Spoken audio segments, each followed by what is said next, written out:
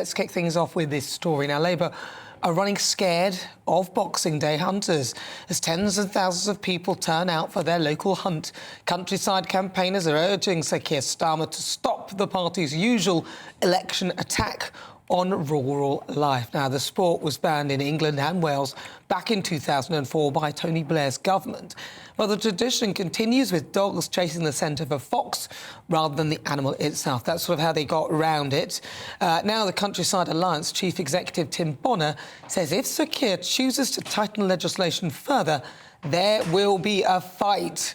Right, so joining us from a hunt in Lewes is GB News reporter Jeff Moody. Jeff, so talk to me about the hunt. What is the atmosphere like there?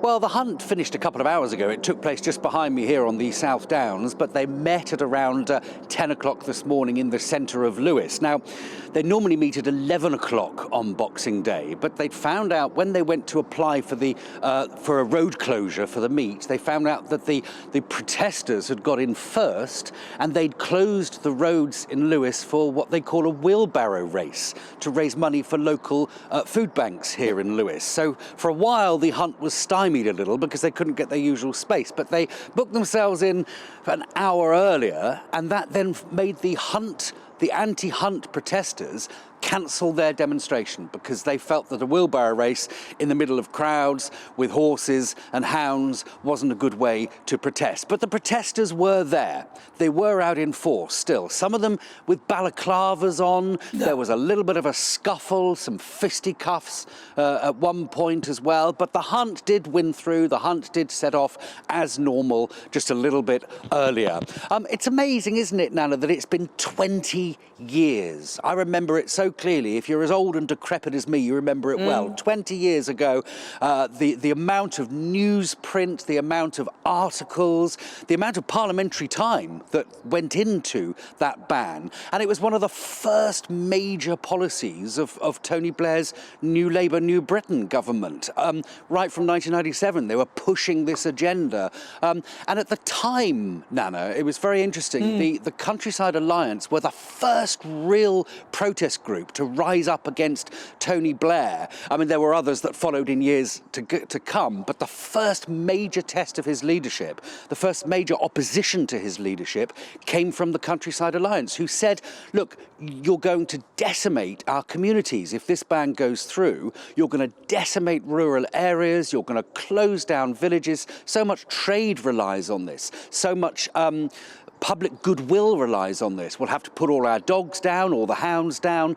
There was a real sense that the Countryside Alliance were very fearful of what could come. Well, I spoke to somebody from the hunt this morning that said to me, actually, it didn't come to all that. They got it wrong. They managed to work the ban quite successfully, and it hasn't led to that decimation of rural communities that they were talking about back then. They've managed to work within the law, but with a few little loopholes that has meant that they've been able to carry on doing what they're doing in a legal way. And they actually said to me that they welcome the protesters because wherever they go on any hunt, there are protesters there filming everything they do, ready to try and report them. And they say they actually welcome that because it does keep them on the straight and narrow. It provides proof that they're keeping to the letter of the law. And they were telling me that there have been hardly any prosecutions over this 20-year period, which they say is proof that they are sticking to the law. Obviously, the protesters have a different view, and they say that this is proof that the police are turning a blind eye to what's going on.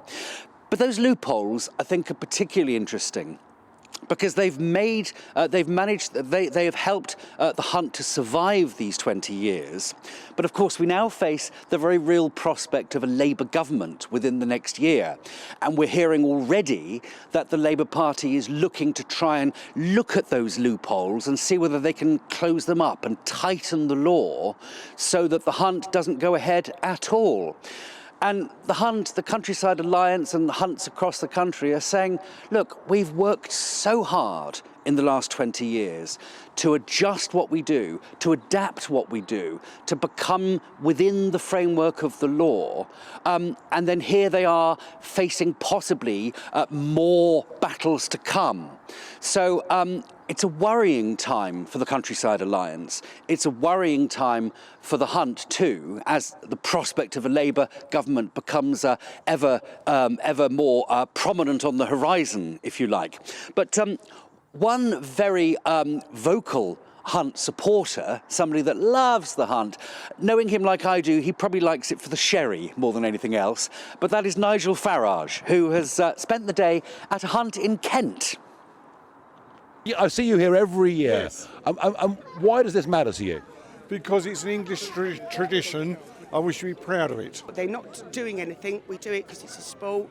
It's a countryside sport, and this is what we do in the countryside. It's everything, isn't it? It's not just the horses, it's the people, it's the hunt staff, the kennels. Because, well, we wanted to come see you, Nigel, and to support the Hunt as well. So Yeah. And what makes you feel the Hunt matters? it's English, natural, and down to earth, I suppose, is the reams of it. Yeah. We've got some younger people here. Yeah. What's brought you along today? To see you and to see the Hunt. It's a nice British occasion. Come out, some mulled wine and some tea. You see, it's really a social event. This is country people getting together, having a great day out. It's interesting what Nigel was just saying there about talking to younger people, because that's something that I noticed today. There are an awful lot of younger people out supporting the Hunt, which is something that 20 years ago you wouldn't really have thought was possible. It was a lot older then. The image of the Hunt was sort of, old, grand, white men. But the reality of it now is very different. It is something that seems to unite the community, get people out in force. Very much today, the people lining the streets were in favour of that Hunt. They wanted it to continue. But of course, they want it to continue without the slaughter of animals. That's the issue. And that's the thing that will become more and more prominent, I think, as we get nearer to the general election and afterwards. How is Labour going to tighten the loopholes there, tighten the legislation up, whilst also keeping the Hunt alive? And as we said right at the beginning, to prevent another culture war that nobody really wants to fight, because it was really quite bitter last time. 20 years ago, it was a really big deal. Well, Theresa May was also somebody who supported the fox hunting, and I remember as part of one of her leadership manifesto pledges, she'd put it in.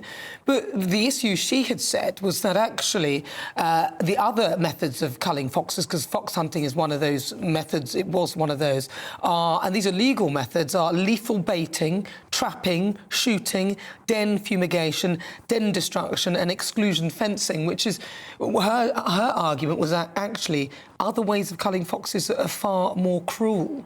And I'm just wondering, was there a sense that now the Hunt has sort of changed, so it's the scent of the fox? Are they still killing the foxes now? Do the foxes still get killed? Well, interesting enough, what you were saying about Theresa May. Another politician that has come out in favour of the Hunt is Tony Blair himself. Tony Blair, that led the whole movement back then to get rid of hunting, has said that he regards that as one of the worst mistakes of his premiership, banning hunting. He has since said that, yes, he understands the issues a lot better than he did then. Are they still being killed? That depends on who you talk to. And I asked somebody from the Hunt this morning, I said, look, what do you say when someone says to you, this is cruel? And he says, well, it's not cruel because we're not killing any foxes.